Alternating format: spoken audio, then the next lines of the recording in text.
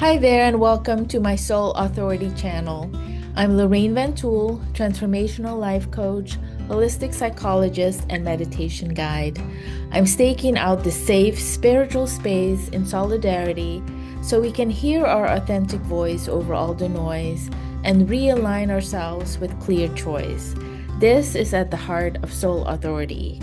If you felt burned out and low, join us in rekindling our inner fires and getting back in the flow.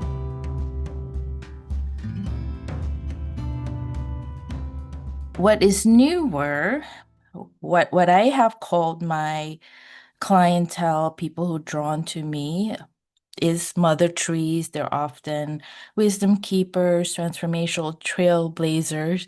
What I haven't done, I guess, which is a little surprising. It's just so interesting how we make connect dots like years later because most of my people or many of my people have redwood trees as their trees in their sanctuary, their key tree guide. And my main key tree guide, being from the Amazon rainforest and having these there rampantly, is the kapok or ceiba or cotton tree, which is a giant tree. It grows to 280 feet or probably bigger. Has this huge canopy, and also the buttress. The roots are very wide, like could be 20 feet sometimes. Anyway, I was in Mexico just this past week, and I don't often get to see the babies, the adolescent trees, and I did there. And these are also considered sacred trees by the Mayans. So they were sacred Mayan grounds where you saw lots of them. And what was so cool is to see the thick thorns on them. They're like an inch thick if they're smaller trees, which is, not something that I was even familiar with. And when they're younger, the branches, grow in levels, and there are four of them, and they go in the four directions, and then they have another level, another level. So this tree represents the tree of life. It has this upper world, the middle world is the trunk, the lower world is it's the root system.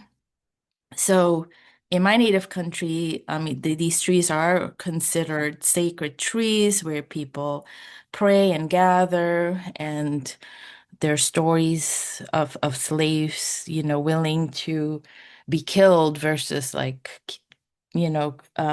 sawing down one of those trees, even if they were forced to.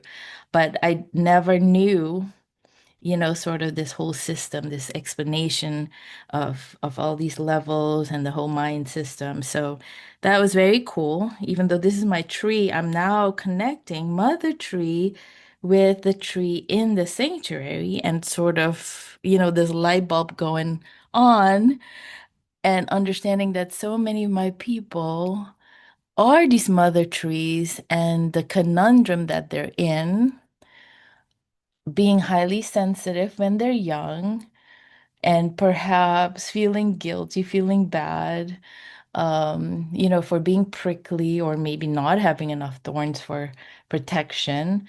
And then this other conundrum where you're shorter, you're not fully resourced yet, you're not fully understanding who you're to become and to be resourcing more so than others who you see around you, maybe being in a symbiotic and interdependent, beautiful relationship, such as like squash and beans and corn, for example. There are lots of plants, right, who are doing this and really longing for that camaraderie, I think, as social beings.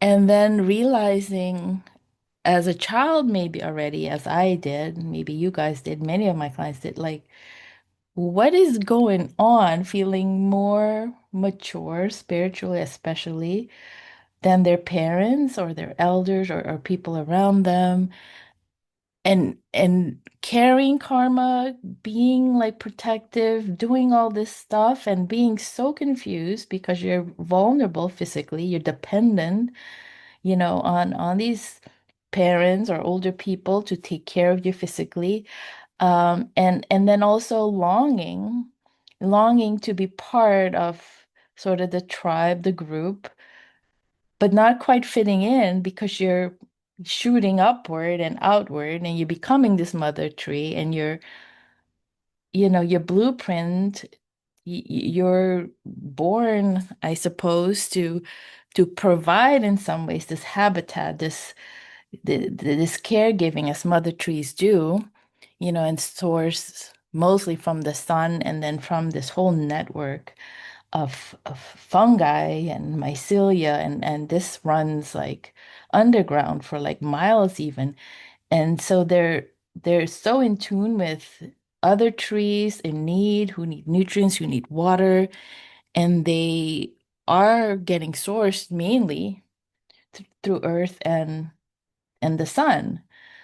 And then this confusion, if you're in human body, wanting this kind of care that you provide from the people that you're meant to guide and lead, and they're not able to mother you like you're mothering them. So anyway, that just I guess this is just a whole new a whole new level of understanding of how we are to be, I guess, in the world. And again, it's specific to those of us who really identify with this. And I brought this up into my groups. And it was so clear to me that they have this mother tree blueprint, and all of them, or most of them, were like, yeah, well, I aspire to be, but I fall short, and all this criticism because of this confusion. But when I asked, well, just, I'm just wanting to know, do you think you're meant to be a cactus? Do you meant to be a rose? I mean, mother trees, who they are meant to become. So I think that was helpful. And I said, well, you're not maybe full grown, you're still emerging, but you're meant to become that. And once you understand that more fully, then I think a lot of expectations started to shift. There's much more peace and okay, there's nothing necessarily wrong if people around me are disappointing me, or I'm holding their hand but they're dropping mine, and then, as I said in my newsletter, they're dropping my broken heart and my bleeding heart. They're just not matching me exactly the same way. And that is also confusing because we want egalitarian relationships, but I explained it as, really fully differentiating. Like you can have a partner or a friend who really cares for you, but if you need brain surgery or heart surgery, and they can care for you, but you're like, yeah, you shouldn't be going in there. You don't have the skills, you don't have the expertise. And so we don't realize often the level of refined expertise we have around consciousness and doing sort of this heart surgery and mind surgery. We're kind of born with it. Who knows where we brought it from? So we can still be in an egalitarian relationship with others who lack certain skills and are maybe leaders in other things and better in other things. So anyway, that just has been a big discussion, and we're gonna meditate on this. And Jennifer, I hope, and whoever, Alyssa, and all of you who are gonna be listening, I hope this resonates. And even if it doesn't, we have relatives, we have students, we have children and others. Sometimes, it's good to understand kind of what that might be like. I was fortunate. I feel like I had one parent. My father was a mother tree. Uh, Also, in terms of numerology. He's at 33, but my mother definitely was not. But most people don't have parents or anybody who was taking care of them as, being a mother tree. But even having one, that was confusing. So anyway, even if you don't totally, you're not sure, if that's who you are, you can sort of try it on. You can look at the people in your tribe, in your social circles a little differently, and have a little bit more compassion regardless of who they are. And there's like no better or worse. It's just better understanding of our soul blueprint. Thank you for joining me today in staking out spiritual space in solidarity and in community.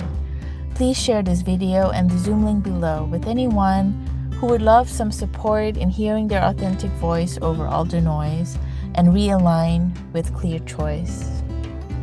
I offer me time through meditation virtual meetings every second and fourth Monday of the month from 1:30 to 2:30 p.m. PST.